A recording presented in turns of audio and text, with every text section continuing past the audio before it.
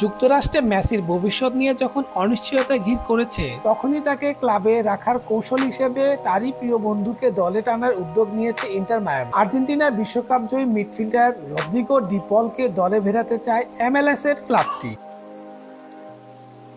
Spanish giant Atletico Madrid ইতিমধ্যে ৩১ বছর বয়সী এই মিডফিল্ডারের ট্রান্সফার ফি নির্ধারণ করেছে মাত্র $১৭ মিলিয়ন, যা অনেক ক্লাবেরই পক্ষে সহজলভ্য। মার্কিন সংবাদ মাধ্যম মায়ামি হেরাল্ড জানিয়েছে, ইন্টার মায়ামির মালিক জর্জ মাস বর্তমানে মাদ্রিদে অবস্থান করছে, যা এই সম্ভাব্য চুক্তিকে আরো বিশ্বাসযোগ্য করে তুলছে। রদ্রিগো ডি পলকে দলে টানা মানেই শুধু শক্তিশালী মিডফিল্ডার নয়, একই সঙ্গে মেসির ক্লাবে থাকার আগ্রহ বাড়ানো। তবে চুক্তিটি বাস্তবায়নে রয়েছে একাধিক বাধা।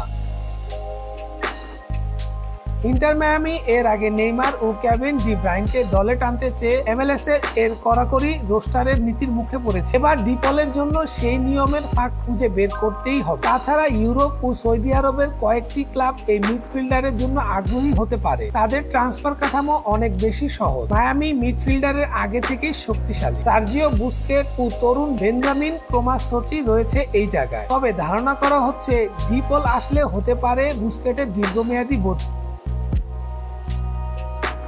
বুস্কেটের সঙ্গে চুক্তি শেষ হচ্ছে চলতি মৌসুমে। একই সঙ্গে লুইস সুয়ারেজও চুক্তি শেষ হবে। ডি পল ও মেসির বন্ধুত্ব মাঠ ও মাঠের বাইরে বিখ্যাত। কাতার বিশ্বকাপে আর্জেন্টাইন সাফল্যের এই জুটির অবদান ছিল অনেক। 2024-25 মৌসুমে লা লিগার বর্ষসেরা একাদশের জায়গা পাওয়া ডি পল এমএলএস এ হতে পারেন একটি বড় নাম।